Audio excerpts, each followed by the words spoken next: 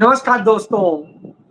Norway की एक महिला पत्रकार या कहें एक बिल्कुल नौजवान पत्रकार नरेंद्र मोदी, 56 इंची नरेंद्र मोदी, विश्व गुरु नरेंद्र मोदी और न जाने क्या क्या नरेंद्र मोदी, नॉन बायोलॉजिकल नरेंद्र मोदी और तमाम सारे भक्तों के भगवान पप्पा नरेंद्र मोदी उनको भागने के लिए मजबूर कर दिया।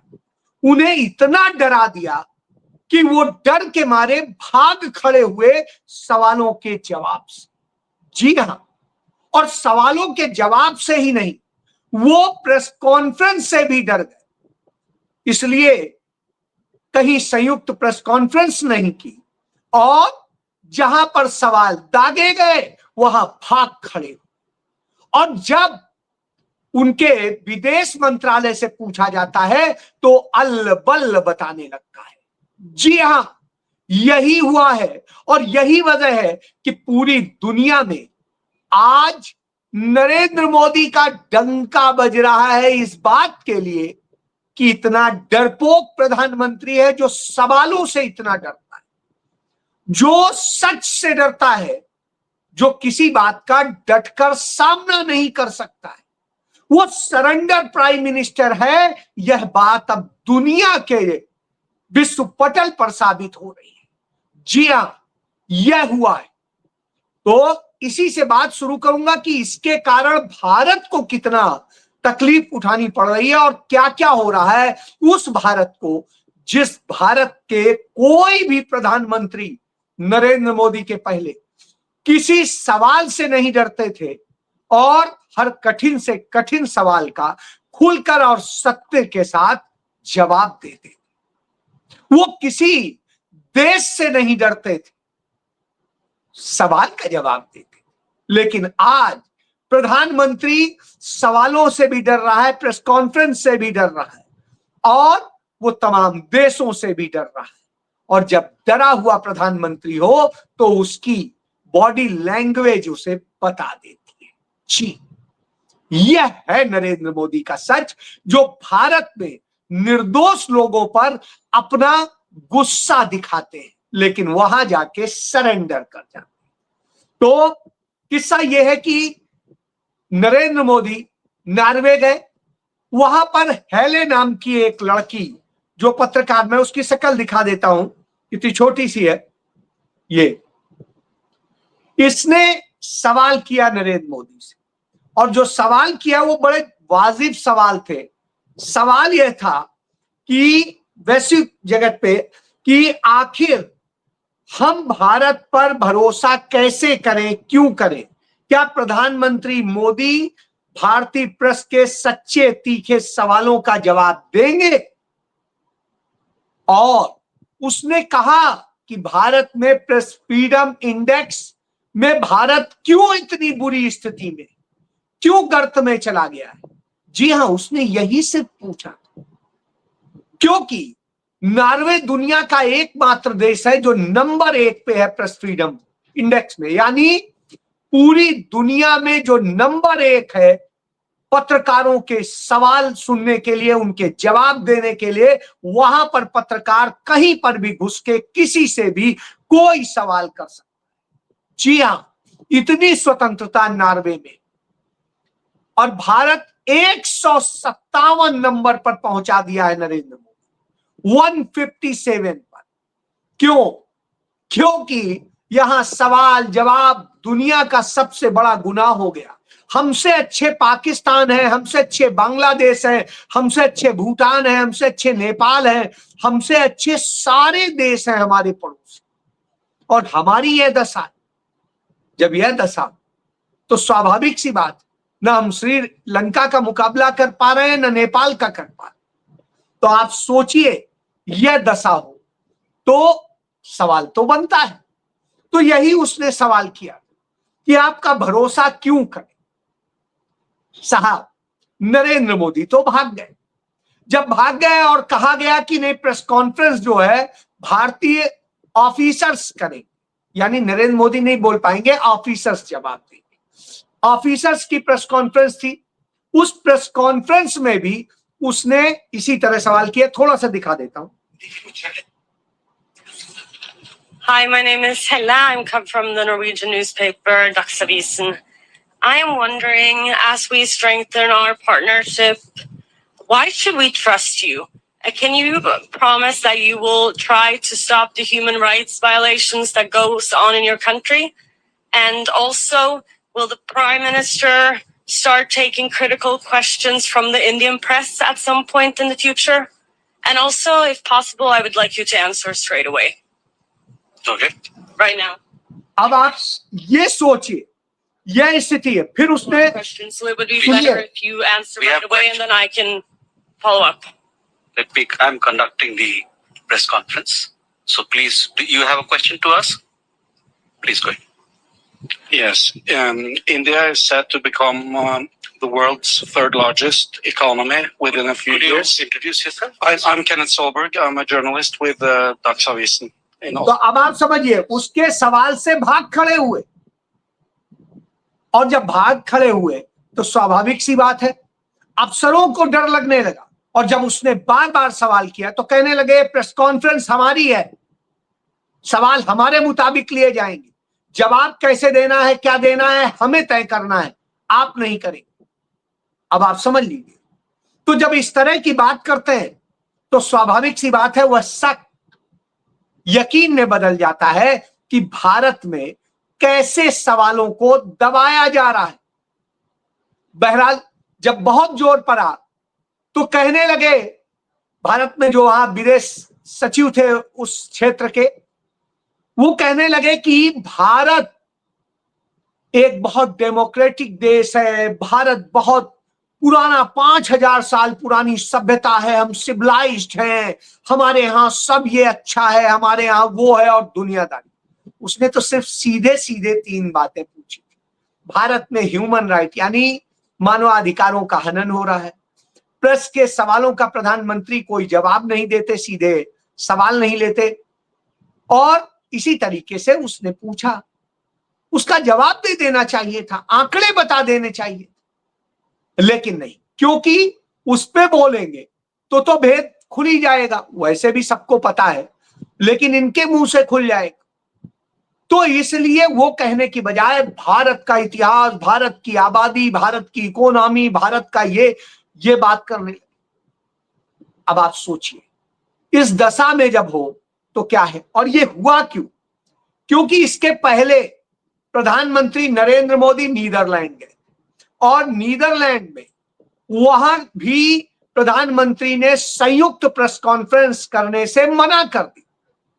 जब उन्होंने संयुक्त प्रेस कॉन्फ्रेंस नहीं की और वहां के पत्रकारों ने इस पर नीदरलैंड के प्राइम मिनिस्टर से सवाल किया, तो वहां के प्रधानमंत्री ने कहा, जो डच प्राइम मिनिस्टर हैं रॉब जेटेन, उन्होंने कहा कि मोदी से पहले भी मुलाकात हुई है और मुलाकात हो रही है, घटनाक्रमों पर चिंता जाहिर की है। किस बात के घटनाक्रम? कि भारत के अंदर अल्पसंख्यकों पर हमला हो रहा है, भारत के अंदर प्रेस की आजादी को खत्म किया जा रहा है, और भारत में मानवाधिकारों को खत्म किया जा रहा है। इस बात को लेके वहां के प्रधानमंत्री ने चिंता व्यक्त की है भारत के प्रधानमंत्री से। यही वजह थी कि वहां के बाद डिसीजन ले लिया गया कि नहीं, अब कोई प्रेस कॉन्फ्रेंस वैसे भी नहीं हो, कोई सवाल प्रधानमंत्री लेंगे ही नहीं। सवाल तो पहले ही नहीं ले रहे, अब अलग भी बात करने को तैयार।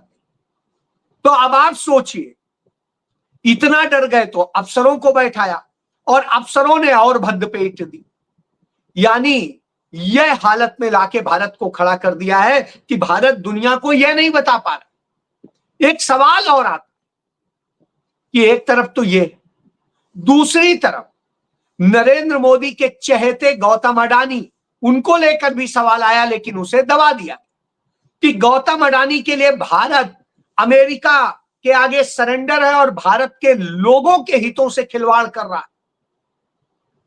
बहरहाल कोई न जवाब है न बोलना है।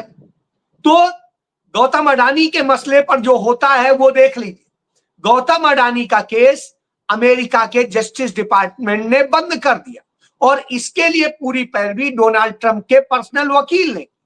इसके बदले में डोनाल्ड ट्रंप के वकील को भारी भरकम फीस दी गई और वहां के जस्टिस डिपार्टमेंट को 2300 यानी 2300 करोड़ रुपया, सॉरी रुपया कह रहे हैं, dollar, 2300 crore dollar, I am sorry, 2300 crore रुपया वहां के जस्टिस डिपार्टमेंट को जुर्माने के तौर पे दिया गया। यानी 2300 करोड़ रुपया जुर्माने के तौर पे दिया गया है और उसके बाद 10 बिलियन डॉलर वहां की सेटलमेंट के लिए अमेरिका की सरकार में जमा कराया गया। अब आप समझ लीजिए, तो 2300 करोड़ रुपए वहां कर दिए गए और 10 बिलियन डॉलर, यानी 1 बिलियन में 10 लाख होते हैं, तो 10 बिलियन मतलब 100 लाख। 1 बिलियन में जो है 10 लाख होते हैं और 10 बिलियन में हुए जाके 100 लाख, यानी 1 करोड़। तो 1 करोड़ डॉलर, अब डॉलर कितने का है? 96, अब तो आज 97 रुपए समझ लीजिए, क्योंकि 96 रुपए 38 पैसे का हो गया और इसके बाद इसका एक्सचेंज रेट होता है तो करीब 2 रुपया वो पर चल जाएगा, यानी वो करीब जो है 98 रुपए से अधिक का पड़ेगा जाके। तो अब आप सोचिए 98 लाख जो है करोड़ रुपया वो पेमेंट देंगे वहां पर। 98 लाख जो है करोड़ रुपया ये देंगे। अब ये इतना जब देंगे तो ये किसका धन है? ये आपका धन है और हमारा धन, यानी हमारा पैसा वहां जाएगा सिर्फ अडानी को बचाने के लिए और यहां कहा जाएगा साहब डॉलर बचाने हैं इसलिए सोना मत खरीदो, तेल ज्यादा मत खरीदो, गैस मत खरीदो, खाना कम खाओ, ये करो वो करो। तो आप इससे समझ लीजिए। अब इसके बाद में हालात भारत के अंदर सुधार नहीं पा रहे हैं। उसी का नतीजा है कि आज भारत का रुपया पाकिस्तान से भी ज्यादा गई गुजरी स्थिति में गिर गया है और वो गिरा है बांग्लादेश से भी, वो गिरा है श्रीलंका से भी। और यह स्थिति है, इसका उदाहरण आप देख लीजिए कि किस तरीके से भारत के रुपए की जो गर्त में गया है उसको देख लिए। 2024 में भारत का 1 रुपया पाकिस्तान के 3 रुपए 34 पैसे का होता था। आज यह स्थिति है कि 2026 में जब हम मई में आपसे बात कर रहे हैं तो भारत का 1 रुपया पाकिस्तान के 2 रुपए 89 पैसे का होता है, 89 पैसे। अब आप सोच लीजिए, यानी जो 3 रुपए 34 पैसे का पाकिस्तानी होते थे उसका 1 रुपया भारतीय रुपया होता था, वो अब 2 रुपए 89 पैसे का हो गया। यानी भारत का रुपया गिर गया, पाकिस्तान का रुपया ऊंचे उठ रहा, यह अंतर है। और जब यह स्थिति हो तो पाकिस्तानी रुपए के मुकाबले 1.5 साल में भारत का रुपया 12% गिरा है, 12%। तो सरल शब्दों में यह है कि भारत का रुपया बुरी स्थिति में जा रहा है। इसी तरीके से बांग्लादेश के करेंसी का हाल है, तो आप वो भी देख लें कैसे है। ग्लोबल फाइनेंशियल रिपोर्ट के अनुसार भारतीय रुपया 2025-26 में अब एशियाई करेंसियों में सबसे खराब प्रदर्शन करने वाली करेंसी बन गया। पूरे एशियाई देशों, कोई देश बाकी नहीं। अब आप सोचिए, उसमें नेपाल भी है, उसमें भूटान भी है, उसमें श्रीलंका भी है, बांग्लादेश भी है। चाइना से तो चलिए कोई बात ही नहीं, राजीव गांधी के जाने के बाद में चाइना हमसे ऊपर ही उठा है, जो है नीचे जाने की तो कोई बात नहीं। उधर पाकिस्तान, अफगानिस्तान या किसी की भी बात, सब हमसे अच्छे। उधर आप अरब कंट्रीज से भी बात नहीं कर सकते, उनसे भी मुकाबला नहीं कर सकते। तो अब आप समझिए यह स्थिति है पूरे एशिया में भारत की। तो लगातार यह जो भारत की अर्थव्यवस्था को बुरी तरह से ले जा रहा है और इसके चलते मुद्राओं के जो अन्य मुद्राएं हैं देशों की, उनमें 6 से लेकर 9% तक एक साल के भीतर भारतीय रुपया कमजोर हुआ है। यानी भारत की स्थिति किस ढंग की हो गई है, तो यह भारत के लिए अपने आप में शर्मनाक।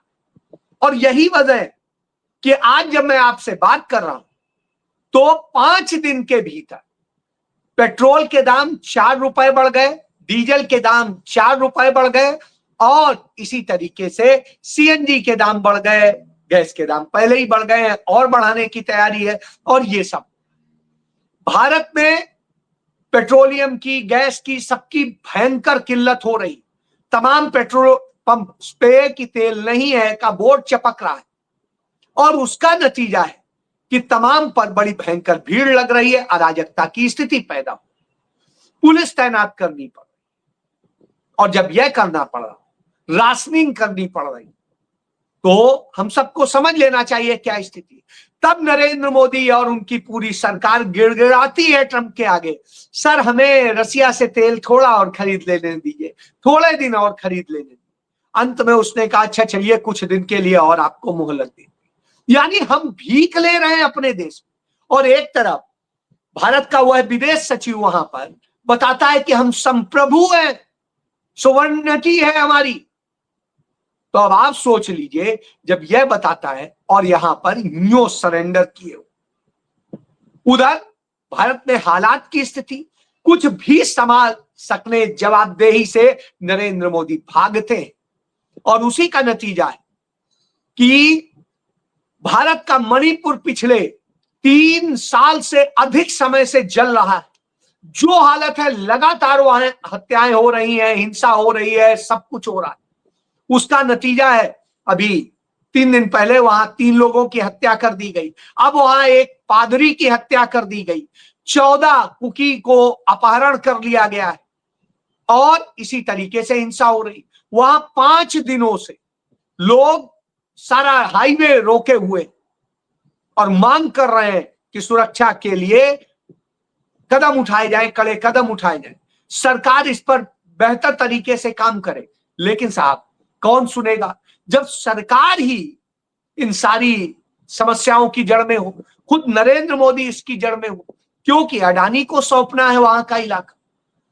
अडानी वहां से निकालना चाहते हैं जो वो नशा जिससे बनता है जो दुनिया भर में सबसे बड़ा पैसा, ब्लैक मनी का कारण।